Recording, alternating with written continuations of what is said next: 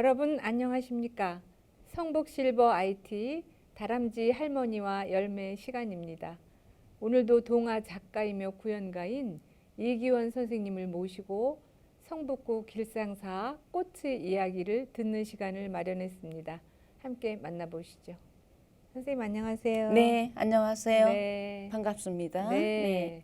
선생님 지난번 길상사에 다녀온 여운이 아직도 남아있는 것 같아요. 네, 맑고 향기롭게라는 네. 그 말이 네. 이 시대에 꼭 필요한 것 같습니다. 아, 네, 그렇죠. 오늘은 어떤 이야기를 준비하셨어요? 네, 오늘 저는 네. 길상사에 피고 있는 그 꽃들의 전설을 들려드리려고 합니다. 아, 네. 어떤 꽃인지 제가 알아맞혀 볼까요? 네, 네, 네. 상사화 아닌가요? 네, 맞습니다. 네. 네. 백석 시인은 사랑하는 여인 김영한 할머니에게 자야라는 아호를 지어줄 정도로 아끼고 사랑했다고 하는데요. 이루지 못한 사랑이 상사화를 연상하게 되네요. 네, 맞습니다. 상사화의 그 꽃말은 이룰 수 없는 사랑, 그리고 그리움이래요. 서로 그리워하지만 이룰 수 없는 사랑처럼 잎이 먼저 나와 시들면 꽃이 피는 애절한 사랑의 꽃. 네, 두 분은 한국 전쟁으로 남과 북이 나눠지면서 서로 생사를 알지 못했다고 하는데요.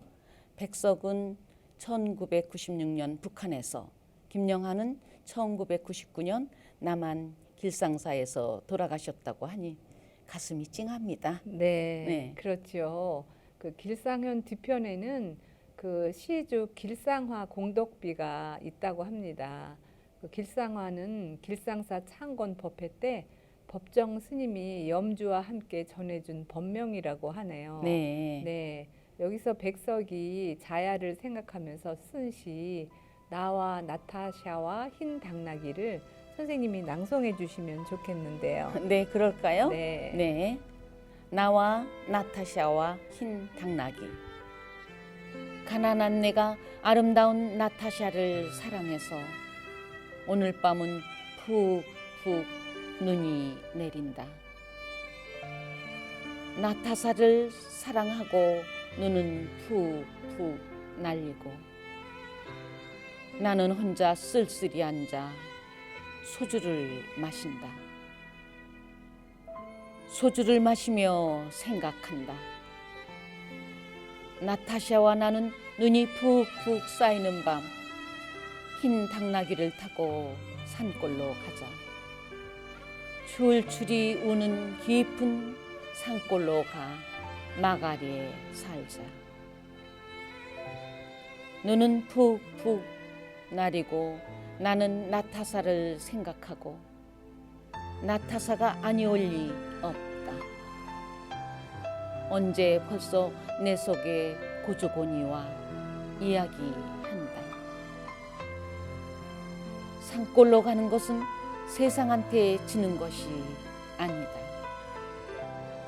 세상 같은 건 더러워 버리는 것이다. 눈은 푹푹 나리고 아름다운 나타샤는 나를 사랑하고 어디서 흰 당나귀도 오늘 밤이 좋아서 응아 응아 울 것이다.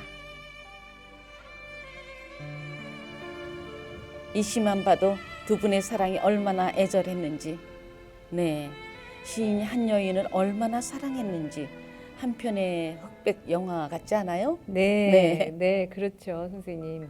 낭송을 들으면서 갑자기 가슴이 뭉클해졌어요. 연애 편지 같은 느낌도 들고요. 네. 이분들의 사랑이 이루어진다면, 졌다면 얼마나 행복했을까요? 네, 그럼 상사화의 전설을 들려주시겠어요? 네. 대부분 그 상상화는 사찰 부근에 많이 펴서 스님과의 사랑의 이야기가 많습니다. 네. 자, 들려드릴게요. 네. 아주 먼 옛날 마음씨 착한 부부가 살고 있었어요. 마음 착한 부부는 자식이 없어 절에 가서 늘 정성껏 기도를 했지요. 부부의 정성에 하늘도 감동을 받았는지 태기가 생겨서 예쁜 딸을 낳았어요. 딸은 착하고 예쁘게 자라 아름다운 처녀가 되었죠. 그런데 아버지가 갑자기 나쁜 병에 걸리고 말았어요.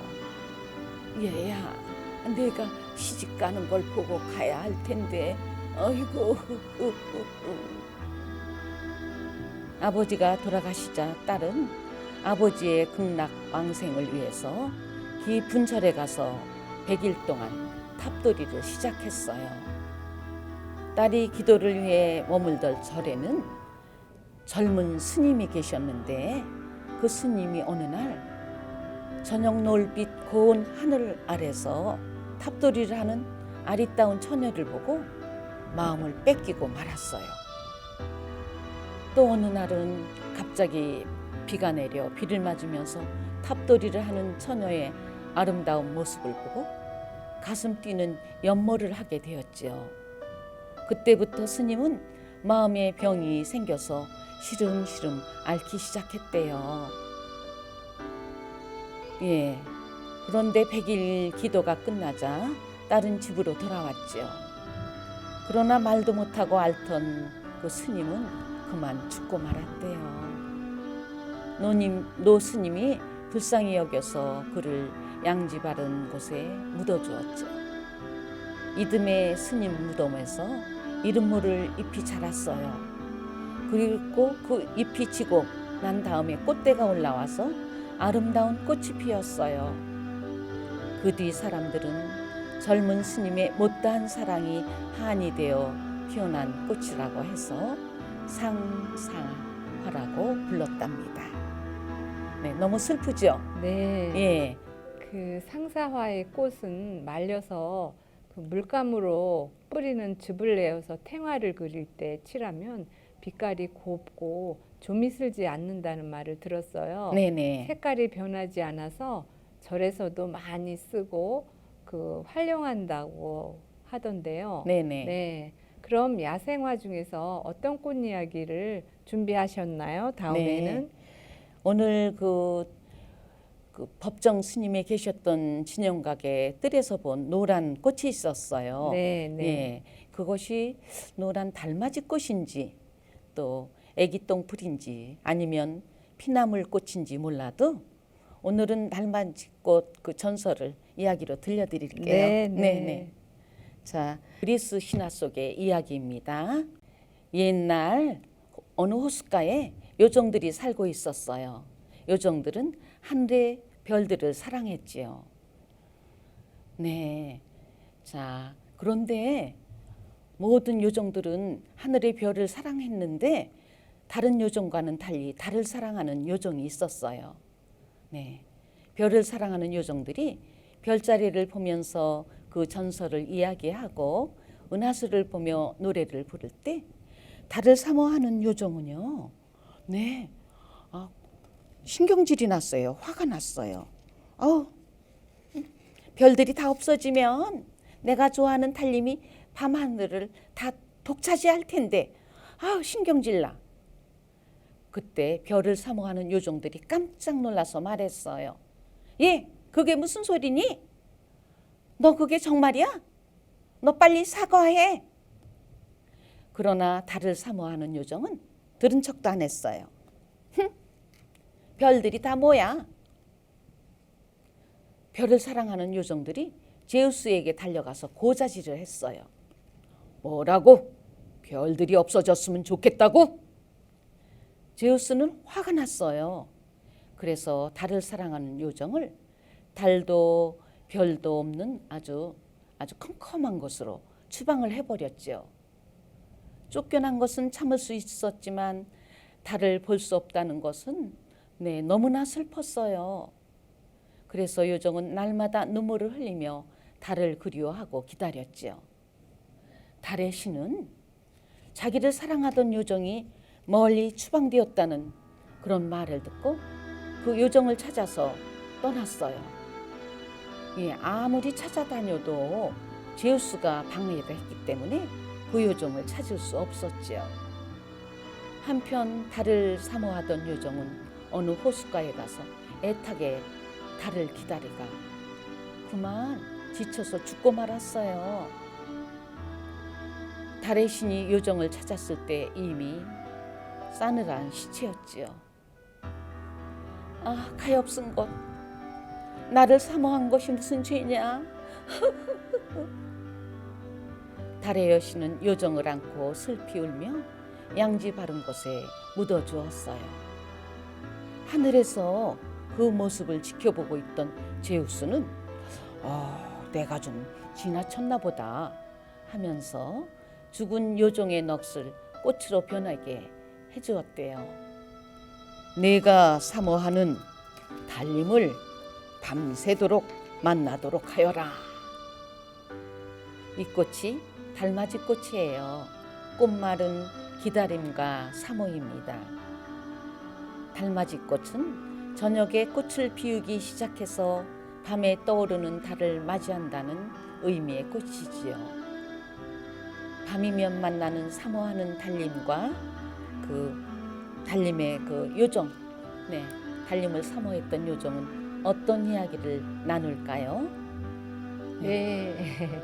달맞이 꽃도 상사화처럼 이별의 슬픔이 있네요. 길상사에는 야생화가 많은데 그 꽃마다 전설이 있겠지요? 네, 네. 꽃들도 저마다 주인공이 되는 이야기가 있습니다. 네.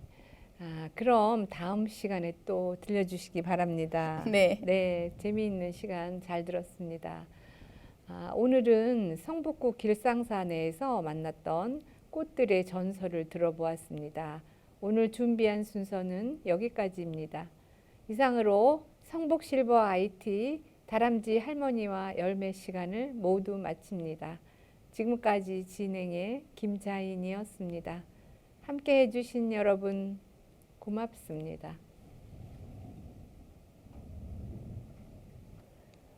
이 요정들은 누가 만드셨어요? 부족하지만 제가 만들었습니다. 네. 너무 예뻐요? 멋지고 예쁘고 귀여워요. 네, 예. 감사합니다. 이거 만드느라고 얼마나 애쓰셨을까. 디자인도 혼자 한 거죠? 네. 예. 인자 선생님 그 달님 좀 낮게 해주세요. 저는 얼굴이 안 보여. 네, 네, 예. 네. 예, 수고하셨습니다. 네, 감사합니다. 고맙습니다. 고마워요. 네. 이거 사진 찍으면 예쁘겠다. 아우, 너무 예쁘다.